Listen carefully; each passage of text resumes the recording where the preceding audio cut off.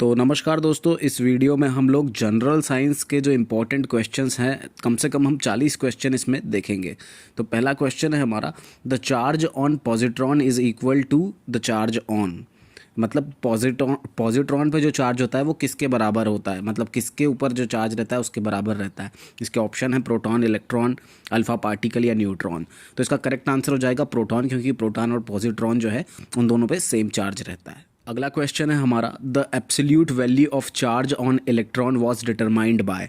हमसे पूछ रहा है ये कि इलेक्ट्रॉन की जो एब्सोल्यूट वैल्यू है वो किसके द्वारा डिटरमाइन की गई थी, किसके द्वारा खोजी गई थी। इसके ऑप्शन है J Thomson, R A Millikan, Rutherford या चैडविक। तो इसका करेक्ट आंसर हो जाएगा आर ए मिलिकन, क्योंकि जो एक्चुअल वैल्यू थी इलेक्ट्रॉन की वो आर ए मिलिकन के द्वारा खोजी गई। अगला क्वेश्चन है हमारा, which of the following is are example of aerosol. मतलब एरोसॉल का इसमें से कौन सा एग्जाम्पल है। ऑप्शन दे रहा है fog, clouds, mist, all of the above. तो एरोसॉल जो होता है वो होता है जब भी कोई स्मोक टाइप की चीज़ जब हवा में घुल जाती है उसको एरोसॉल बोलते हैं। और फॉग हो गया, क्लाउड हो गया या मिस्ट हो गया, ये सभी चीज़ें एरोसॉल के एग्जाम्पल है। तो इसका करेक्ट आंसर हो जाएगा ऑल ऑफ द अबव। अगला क्वेश्चन है हमारा, which of the following option is correct from the other three. हमसे पूछ रहा है कि जो इस विच of the following option is different from the other three. पूछ रहा है कि इनमें से हमको जो भिन्न विकल्प है, जो अलग सा विकल्प है, उसको खोजना है। तो चार ऑप्शन दे रखे हैं, हेमेटाइट, बॉक्साइट, मैग्नेटाइट और लिमोनाइट। तो इसमें जो बॉक्साइट है, this is not the type of iron, मतलब ये एक आयरन का प्रकार नहीं है। तो इसका जो करेक्ट आंसर हो जाएगा हमारा वो हो जाएगा ऑप्शन बी, यानी बॉक्साइट। अगला क्वेश्चन है हमारा, कंसीडर द फॉलोइंग असर्शन। हमको असर्शन दे रखे हैं और उसके बाद हमसे पूछ रहा है कि कौन सा सही है कौन सा गलत है। तो असर्शन जो इसने दिया है, पहला वाला दिया है amoeba reproduces by binary fission, और इसका रीज़न दे रहा है हमको all unicellular organism reproduce by asexual methods. और स्टेटमेंट्स जो हैं वो हमसे पूछ रहा है कि A and R both correct and R is the correct explanation of A, या फिर ऑप्शन बी दे रखा है हमको A and R both correct but R is not the correct explanation of A, या सी दे रखा है हमको A is correct R is wrong, या डी दे रखा है A is wrong R is correct. तो इसका जो सही आंसर हो जाएगा वो हो जाएगा हमारा ए, क्योंकि ए और आर जो है, मतलब हमारा असेसमेंट और जो रीज़न है वो दोनों ही करेक्ट हैं। और जो आर है वो करेक्ट एक्सप्लेनेशन भी है ए का, क्योंकि अमीबा जो है वो रिप्रोड्यूस होता है बाइनरी फिजन में, और उसका कारण जो है वो ये कि जो सभी यूनिसेलुलर ऑर्गेनिजम्स रहते हैं वो रिप्रोड्यूस करते हैं असेक्सुअल मेथड के द्वारा। अगला क्वेश्चन है हमारा, who can't cross the X rays. पूछ रहा है हमसे कि एक्सरे को कौन क्रॉस नहीं कर सकता। इसके ऑप्शन है, मतलब एक्सरे किसको क्रॉस नहीं कर सकती, एक्सरे किसको पार नहीं कर सकती। तो इसके ऑप्शन है वुड, मीट, स्किन या बोन। तो हमारी जो भी एक्सरेस होती है वो हमारी बोन को पार नहीं करती हैं, इसलिए वो बोन का फ़ोटो खींच लेती है, क्योंकि वो बोन्स को पार नहीं कर पाती है। इसलिए हम बोन्स के में कुछ हुआ है या नहीं उसके लिए एक्सरे लेते हैं। तो ये हमारा करेक्ट आंसर हो जाएगा ऑप्शन। इसके बाद हमारा नेक्स्ट क्वेश्चन है, the ratio of literal deformity and long term deformity is called. तो हमसे पूछ रहा है लिटरल डिफॉर्मिटी और लॉन्ग टर्म डिफॉर्मिटी का रेशियो क्या कहलाता है। अगर हिंदी में देखें तो पार्श्व विकृति और अनुदैर्ध्य विकृति के अनुपात को क्या कहते हैं। तो इसको हम बोलते हैं पॉइजन्स रेशियो। तो पॉइजन्स रेशियो क्या होता है, lateral deformity upon long term deformity. इसको हम lateral deformation upon longitudinal deformation या lateral strain upon longitudinal strain भी हम इसको बोल सकते हैं। अगला क्वेश्चन है हमारा, जो कि एसएससी कंबाइंड ग्रेजुएट लेवल की जो टियर 1 की एग्जाम थी 2011 की, उसमें पूछा गया था, an astronaut in outer space will observe sky S. अगर हिंदी में देखें तो बाहरी अंतरिक्ष में एक अंतरिक्ष यात्री आकाश का निरीक्षण करेगा तो उसको कैसा दिखेगा स्काई। तो इसके ऑप्शन थे वाइट, ब्लैक, ब्लू या रेड। तो आपने देखा होगा, अगर आपने अपोलो 13 की जो हमारा जब चांद पर लैंडिंग हुई थी तो आपने स्काई का कलर देखा होगा, तो वहाँ पे आपको साफ साफ जो स्काई था आउटर स्पेस से वो ब्लैक कलर का दिख रहा था।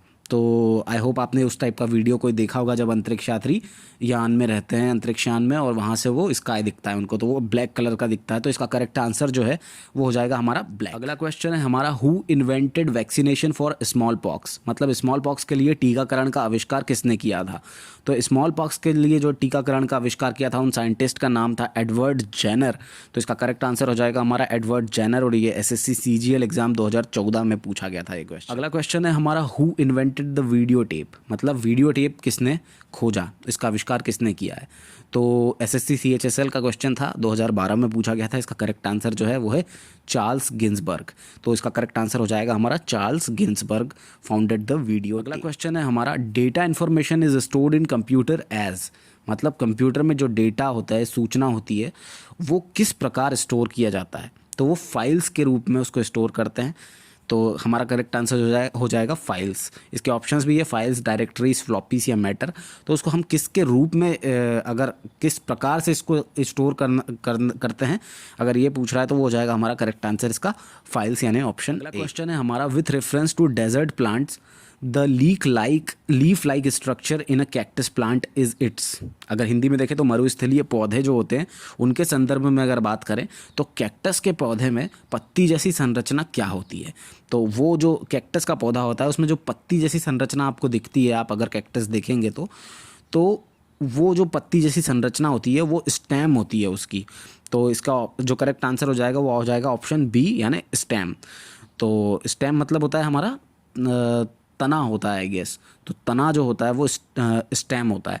तो वो जो पत्ती जैसी संरचना है वो पत्ता नहीं होती है, मतलब लीफ नहीं होती है, वो स्टेम होती है। तो हमको ये याद रखना। अगला क्वेश्चन है हमारा, ग्लूकोमा की एक बीमारी है। तो ग्लूकोमा किसकी एक बीमारी है ये पूछ रहा है। Glaucoma is a disease of the which part of the body, which organ of the body. तो इसका करेक्ट आंसर जो है वो हो जाएगा किडनी, क्योंकि जो ग्लूकोमा होती है वो गुर्दे में होती है। तो इसका करेक्ट आंसर हो जाएगा option A kidney. Next question है हमारा, notepad is a text editor in which of the following operating system. हमसे पूछ रहा है कि निम्नलिखित में से किस प्रचालन प्रणाली यानी ऑपरेटिंग सिस्टम में नोटपैड एक टेक्स्ट संपादक है। तो अगर आपने कभी विंडोज़ का ऑपरेटिंग सिस्टम चलाया होगा तो आपको पता होगा एक नोटपैड करके उसमें ऑप्शन आता है और वहीं पे हम टेक्स्ट एडिट कर सकते हैं। तो इसका जो करेक्ट आंसर हो जाएगा वो हो जाएगा विंडोज़ यानी ऑप्शन ए। इसके बाद हमारा नेक्स्ट क्वेश्चन है कि which of the following spread plant diseases, मतलब पूछ रहा है हमसे कि निम्नलिखित में से कौन से पौधे रोग फैलाते हैं। तो मतलब पौधों में रोग फैलाते हैं। तो इसके जो ऑप्शंस हैं वो है birds, dust blowing, rain, wind blowing. तो इसका जो करेक्ट आंसर है चारों, क्योंकि बर्ड्स के कारण भी पौधों में रोग होते हैं, डस्ट के कारण धूल जो उड़ती है तो उससे भी प्लांट्स में रोग होते हैं, रेन वर्षा के कारण भी रोग होते हैं, और जब हवा बहती है तो उसके कारण भी प्लांट्स में रोग होते हैं। तो इसके जो सारे ही ऑप्शन है वो करेक्ट है। तो ऑप्शन डी सही हो जाएगा 1, 2, 3 एंड 4। अगला क्वेश्चन है हमारा, snakes and turtle, lizards and crocodiles falls under which category of animals.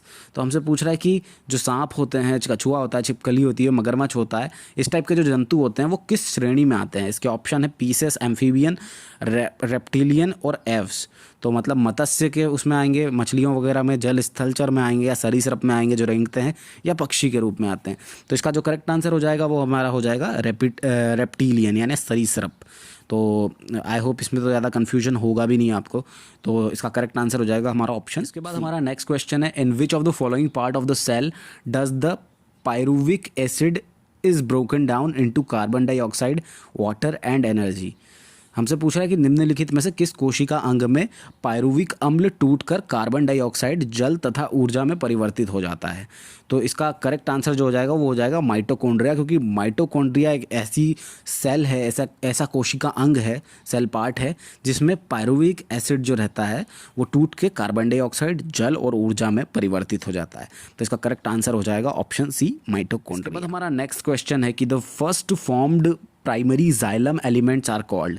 तो सबसे पहले जो प्राइमरी जाइलम एलिमेंट्स बने थे यानी जाइलम तत्व बने थे उनको क्या कहा गया था। तो इसके ऑप्शंस हैं मेटाजाइलम, प्रोटोजाइलम, जाइलम फाइबस या जाइलम पैरेन्काइमा। तो इसका जो करेक्ट आंसर है वो जाएगा प्रोटोजाइलम, क्योंकि सबसे पहले जो प्राथमिक रूप पे जो जाइलम तत्व बने थे, जाइलम एलिमेंट्स बने थे, उनको नाम दिया गया था प्रोटोजाइलम। अगला क्वेश्चन है हमारा, most liquids that conduct electricity are solutions of acid, base and. तो हमसे ये पूछ रहा है कि विद्युत चालन करने वाले अधिकांश द्रव अम्ल जो होते हैं, मोस्ट लिक्विड्स जो होते हैं, उनमें क्षारकों और किस चीज़ का विलयन होता है। तो एसिड्स, बेस और किसका विलयन होता है, तो वो होता है सॉल्ट्स। तो इसका करेक्ट आंसर हो जाएगा हमारा ऑप्शन सी सॉल्ट्स। तो most liquids that conduct electricity and solutions of acids, base and salts, तो वो इनके होते हैं। इसके बाद हमारा नेक्स्ट क्वेश्चन है कि during respiration energy is produced in the form of.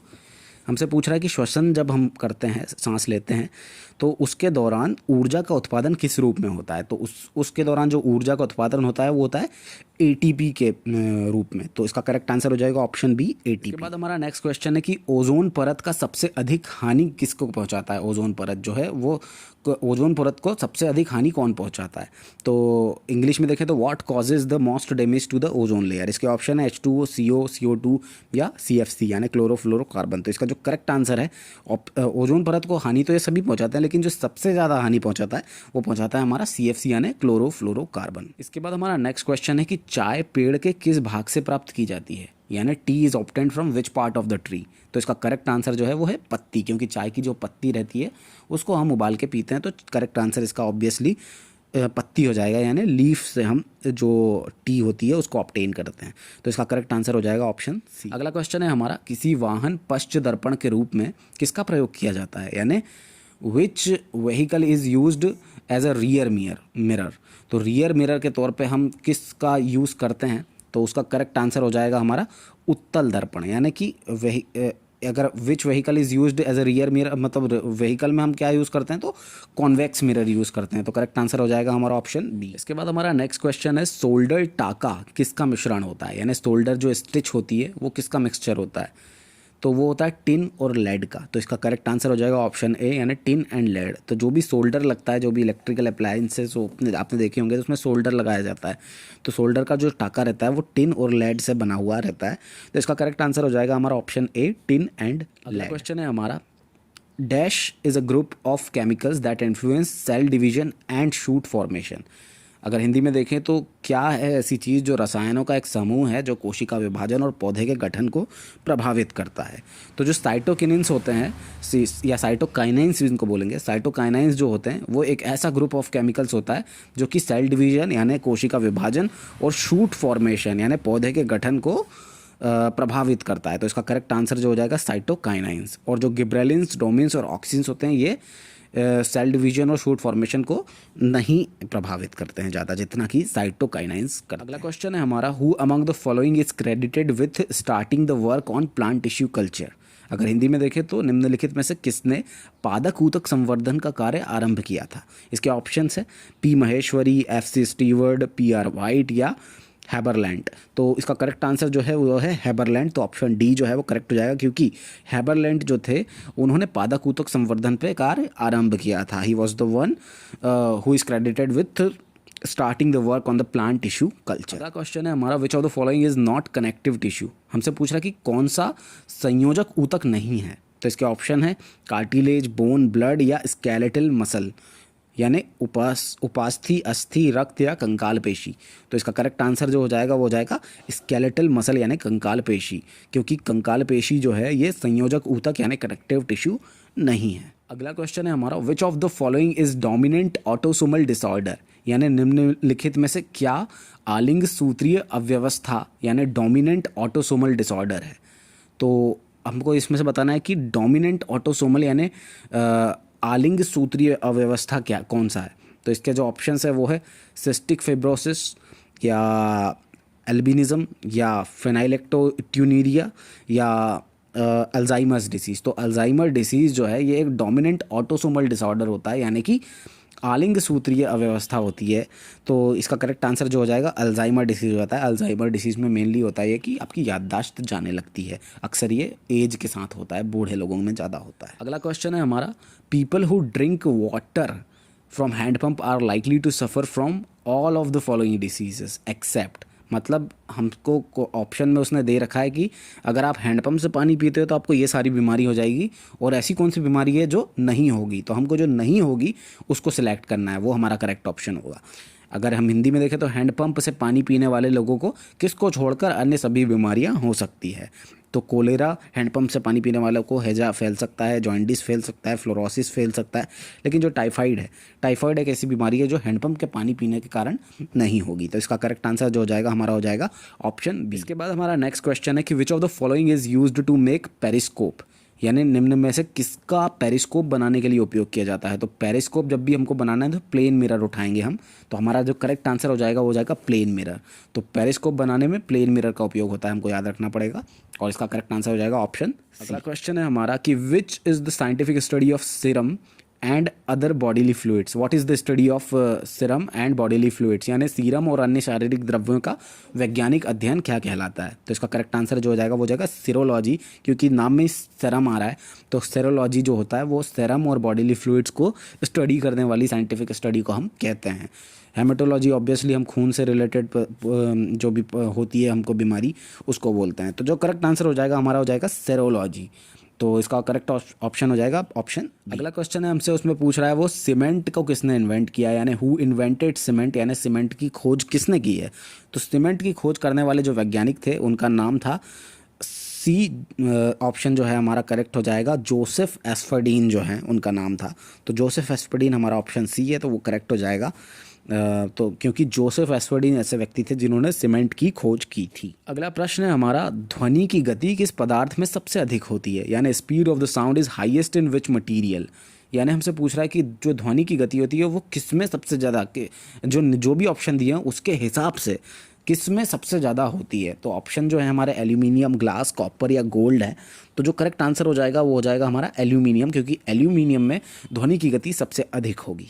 अगला क्वेश्चन है हमारा, विच acid is used in the manufacture of aqua regia. अगर एक्वारीजिया हमको बनाना है तो किस एसिड का हम उपयोग करेंगे, यानी एक्वारीजिया के निर्माण में किस एसिड का उपयोग किया जाता है? तो इसका ऑप्शन दे रखा है हमको nitric acid, sulphuric acid, formic acid और बोरिक एसिड।